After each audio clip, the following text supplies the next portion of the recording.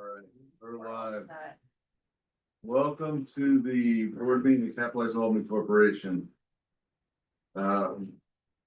First order of business is the minutes of March 24th. Sir, I'll move excellent. Second, please. them. All those in favor? Aye. Any opposed? We're carried unanimously. First order of business is the report of the executive staff. Good morning, everyone. I think we're gonna try to blaze through the corporation update so we can get through some action items today and some additional discussion at the end of the meeting, but I did want to not talk about some major headway that we're making in terms of the real estate pipeline on the IBA side. We have the busiest industrial development agency and real estate pipeline that we've had in a number of years. So we wanted to be able to share about that. It's received some recent press. Our media strategy was talk about the 3 projects that were approved most recently collectively to get a little bit more attention on the collective impact of those 200+ apartments and more than $50 million worth of development. Those projects include 54 State Street, commercial office building being converted to 120 residential units. 135 Ontario Street, which is a land bank property being acquired by Patrick Chu and being redeveloped into over 30 apartments. And the last one, not in any particular order, is Union Station, led by Redburn Development, more than $18 million project and 50 workforce housing units. And so that's just the beginning of the pipeline. We do have at least 4 more projects on the agenda moving forward in terms of real estate, and then some projects that haven't met that IDA pipeline yet. So we're cautiously optimistic on the tide moving in a positive direction. And on that note, I just heard from staff that inclusionary zoning did pass last night through the Common Council. So hopefully, you know, big wins and continued positive momentum there on the real estate front. What I will also share on this update is there's a number of items that we've been working on with the city related to the Championing Albany's Potential and Downtown Albany strategy, and the mayor's Activate Albany agenda.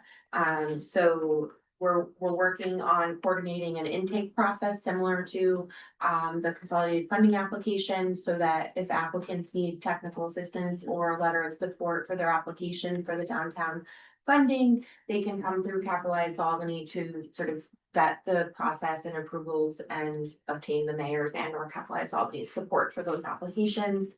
On the Activate Albany agenda, the mayor made her 100-day announcement of the Activate Albany strategy last week. So you'll see on the slide some of the first implementation actions on the timer, on the tracker for 6 months and 1 year, including establishing an economic development working group and activating vacant storefronts with a pop-up to permanent pipeline, launching a coordinated economic development strategy. So I just wanted to raise those things. If you haven't had a chance to review the plan, please do so.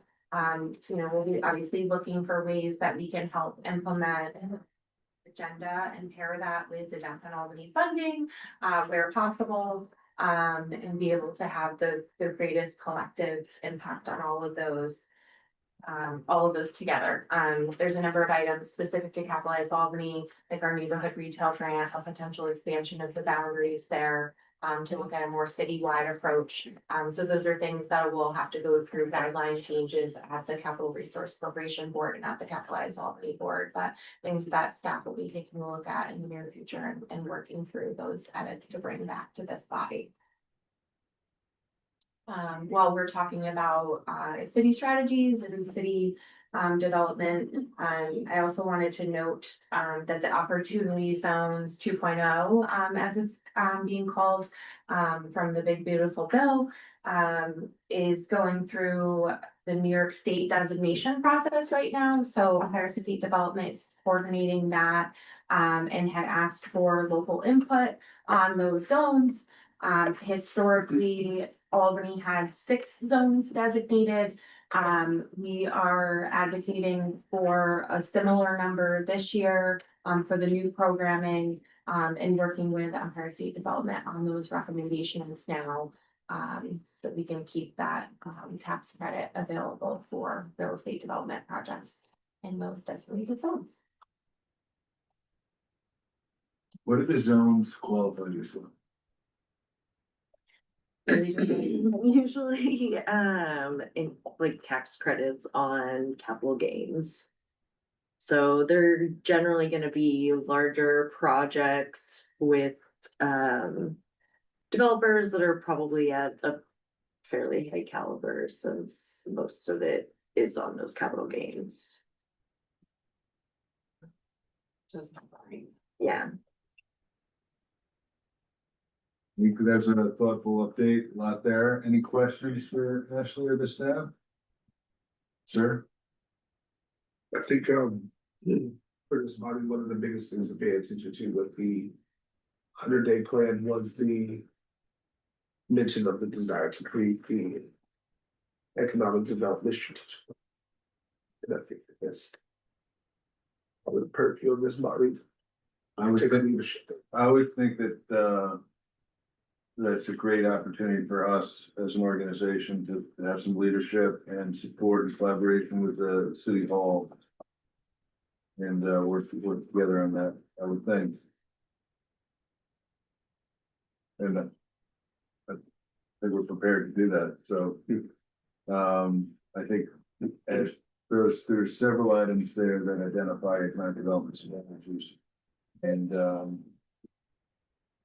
our expectation, our hope, whatever the right word is that we could be a focal point in that and driving that forward. And obviously, it's great that the mayor's focused on those initiatives, I think. Anything else for? How is the intake process gonna work for applicants for CAP funding? If someone's applying to the state for CAP funding, are they coming to this body for a letter of support? Yeah, so. Is ESD gonna steer them over here? So what we're working on, and there will be a public announcement shortly, but what we have set up is that there is a Survey Monkey form that applicants can fill out about their project, and they can provide the information, and that will come to Capital Albany. We can review the information similar to what we reviewed for the consolidated funding application, and be able to come up with draft letters and be able to provide that information in the mayor's office. If weekly meetings set up currently where we can have a check-in on projects that are in need of that support. Because there may be projects that need either site control or some sort of approval or resolution from city council as well too. So just factoring in that process too. So a brief inquiry form that they'll complete, come to us, we'll vet it and use. Is that started? That process? It is live on the city's website, but we have not made the formal announcement of it yet, so that's forthcoming. Do we have some kind of rubric, that would determine, are we just acknowledging it and making it more attractive? Or are we actually opining that we're endorsing a project? And if it's the latter, do we have some kind of rubric set up so that we can say that we went through a due diligence process?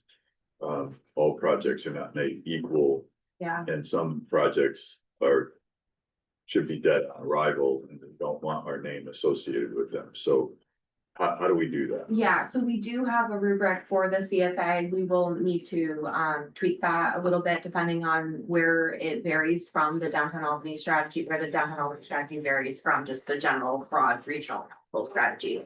But I would say that many of the priorities would still apply in terms of like feasibility and the type of general project criteria that we would support or the mayor would support. We can have those frank conversations about what it means in terms of supporting that. Again, let me say, I think everything we do should be done in conjunction with the mayor's office. We are one and the same, but I would suggest that the board at least see what that is, if not actually approve it, so that our voice means a lot. And so I think having something that says, this is the lens that staff is gonna look through, the board isn't gonna look through it, but these are the criteria that we're gonna use to actually get that capitalized Albany seal and approval. It is important. And some folks may not wanna come to us because we may not give them that seal of approval. Again, that's if we are actually a gate. If we're not a gate and we're just like, look, you want this money and we're gonna tell you, you know, here's our advice to council, then that's different. But if we're actually gonna endorse a proposal, which I think the mayor's office and the governor's office would rely on, then we've got to make sure that we do it consistently. And that it is something that this body, again, not getting into the details, but just understanding what that is. And again, I'm just one person. I think that, yeah, no, I think that's really good, and I think having some objectivity and quantified, you know, review as opposed to a qualified review would be very helpful, so that we can create some discipline and some thoughtful feedback, so it has some relevance to anybody reviewing that. I think, as opposed to say, oh, good guy, good person, great project. It'd be impactful to have something more empirical about it. And if we could do that in conjunction with City Hall, that'd be great. Yeah, sure. And then I think you wanna think that through with ESD. And so as they're seeing things, if they're making sure that things come back through us. We're in evaluation. So I do know there's certain projects right now applying, right? Yes. Yeah, so it is technically a voluntary form. We aren't part of the state's process as it stands right now, right? Right. So there can be applicants that are getting their application in now that's outside of this review process, but if they would like some sort of support or endorsement from the city, they would come through this process. It helps the mayor and staff have eyes on what is out there for projects and be able to see where there's opportunities to coordinate, collaborate, redundancies, things like that, so we can have a little bit of insight into what's being submitted and how we can help. Where's Union Station in the development timeline process? Where's that? They're working through their credits with HCR right now. For the small building loan participation program. Good. So IDA approval going for HDR. Gotcha. Anything else for the staff? I don't believe I have anything remaining for executive staff this morning. I think we could move to. Wonderful. Me and the finance committee. Any? Thank you, Chair. I'd ask the members, turn your attention to the material beginning on page 10, for summary narrative, budget versus actual, income statement, balance sheet, and cash flow schedule. To note that the materials previously presented to the finance committee yesterday, so not a lot of time for homework in the interim, but, there were some questions here, so I'll be answering these. Investment portfolio manager. For quarter one, capitalized Albany reported revenue of approximately $373,000. That was approximately 26% below budget. And of that shortfall, probably 75% of that can be attributed to the timing and nature of receivables, along with lower grant investment income. Expenses totaled approximately $669,000, exceeding budget by 25%. That was driven by a sharp increase in professional fees, specifically litigation regarding Liberty Park matters. That matter was previously budgeted for in 25, but paid in 26, so that was a known expense. This resulted in an operating loss of approximately $297,000. Program activity added a modest 27,000 surplus, resulting in an overall net loss of approximately 270,000. For the year, we are budgeted for a net operating loss of 135,000. Liquidity declined, cash balances declined from prior period and negative operating cash. However, the balance sheet does remain solid. Staff feels that the combination of revenue shortfalls, elevated costs, and reduced cash position as a transient condition with close to mind going forward. With respect to the investment portfolio, we do remain compliant with the investment policy statement. Portfolio is comprised of approximately 6 million in cash and fixed income, and approximately 323,000 in equities. Performance to benchmark for the first quarter was flat, net fees. And we do have approximately $1 million in securities, maturing for the two that we're in contact with. Or I guess the reinvestment plan going forward. Think any comments, questions, or concerns? Just a reminder, who manages that $6 million for us? Maybe Sarah, others, one great point. Thank you. Or Jonathan Dodgers for the. Will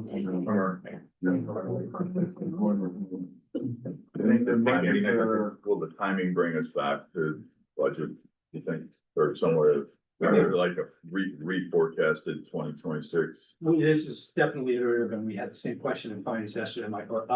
Absent any exogenous black swanny type events, we're confident the budget will normalize and we'll still wind up, right around where we projected. And I guess it's important to note that all the operating expenses are at least under budget. So we're controlling the controllables. Thank you.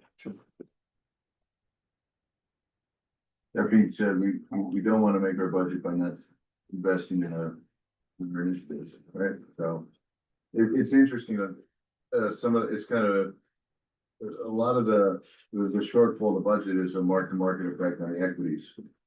So, so much of our balance sheets invested in fixed income, liquid instruments, very small piece of the balance sheet driving. Yeah, wonderful. Thank you. Any other questions for Andy? And any report for the board? We have new format and new forms here, new vendor providing services. Anything you want to say about that? Sure. So this is our first quarter. We transitioned to MMB from BST was our former external accounting partner. So we have undergone a period of acclimation of getting them up to speed. They were helpful with both some of our parents' compliance, our audit, and then obviously our quarter end reporting. Small staff, but very congenial and professional, and we're happy with the relationship, and definitely a cost-effective transition in addition to the professional efficiencies that we realized as a result. Any concerns the board should be aware of relative to the service quality? The validity of the reports, and anything here? None at this time. You'll notice the formatting is updated. Again, iterative. We're working to probably refine and lock in the reports, so this may look a little different the next time we come back to this body. But we're happy with the results, and again, it's been a great job so far. So, really, with a small team, having confident kind of partners, vendors, it's really important. So it's a good transition. So, all right, we had a governance committee.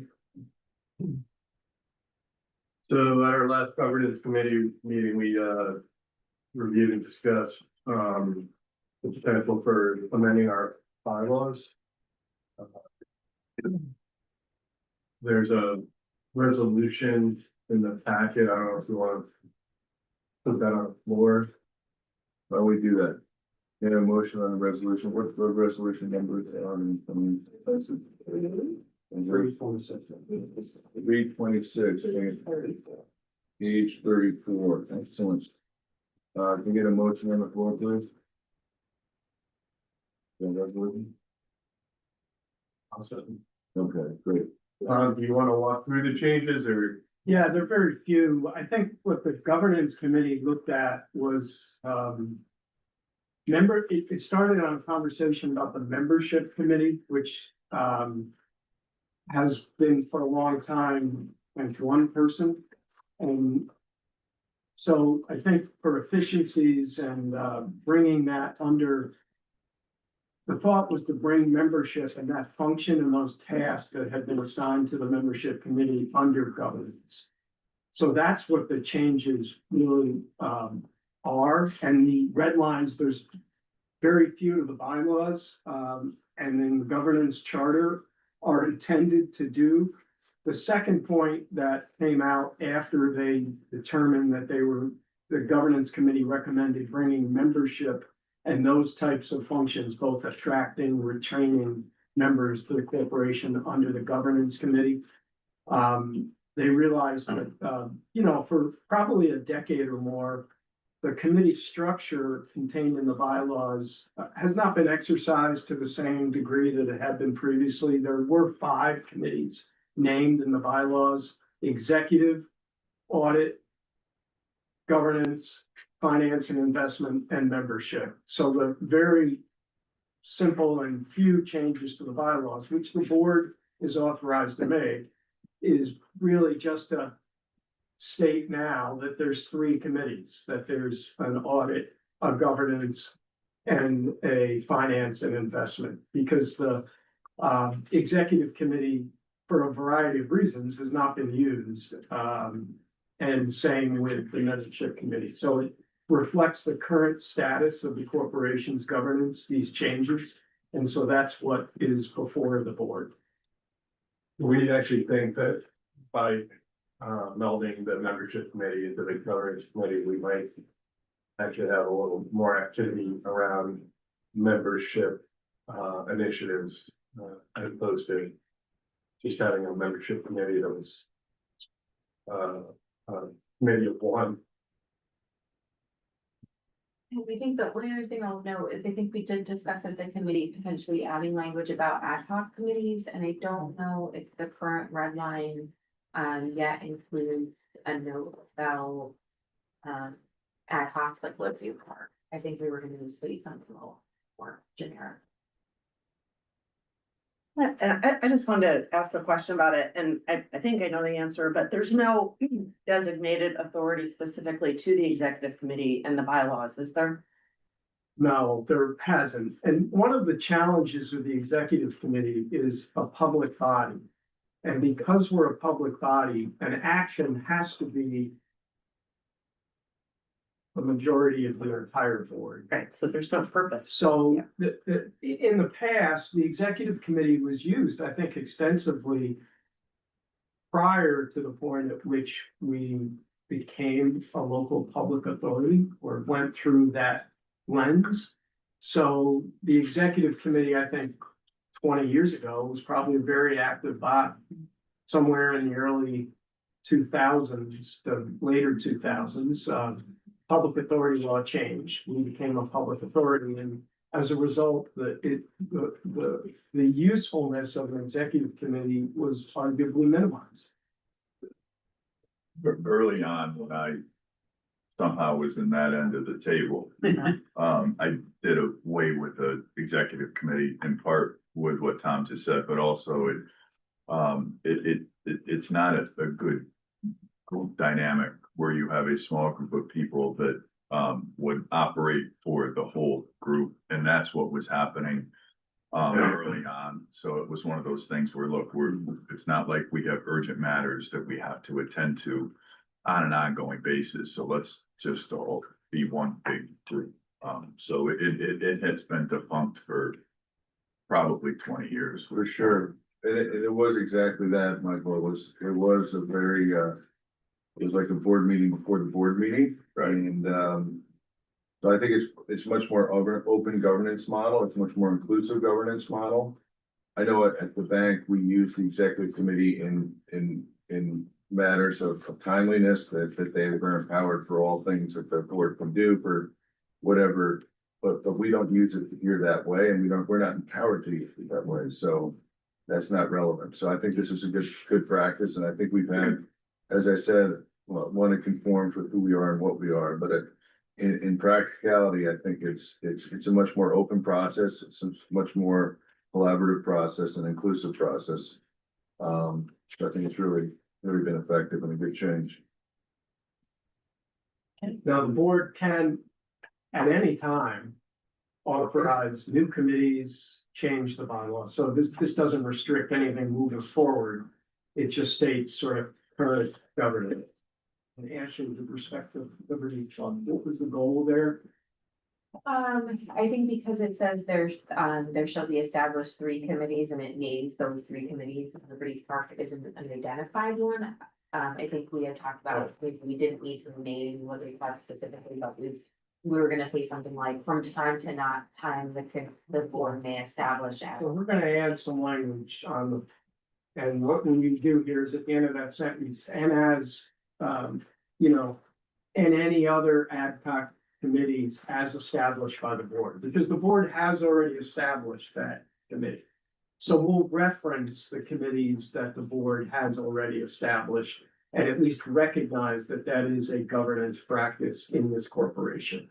And again, it does allow that already. The language allows the board to create committees, which we had done pursuant to a formal board resolution when we established the committee. So with that change. That would be. Okay, so that's an amendment to the resolution. Any other further discussion?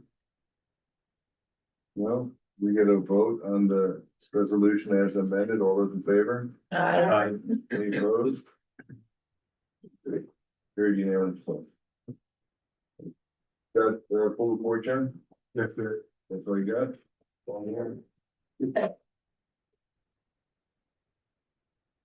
We have to say those things. I think we just wanted to note, as far as part of our annual compliance, you should have received your annual statement of financial disclosure form. We will need those back, as soon as possible. Those are due to, City Hall on May 15th. So we like to get them before the end of April, to be able to collect, and send them our way. If you so prefer, I think you can send them directly to the clerk's office, but we do like to make sure we are in compliance, so it allows staff to be able to check off who has submitted if we get it directly. That's just a reminder there. There matters for executive. There are, so I would make a suggestion to go into executive session to discuss pending litigation regarding Peta versus PSC LLC and the potential acquisition or disposition of real property, the publicity of which would substantially affect the value. Can I get a motion to go to session? Which time? A second, please? And so, all those in favor? Aye. We're now.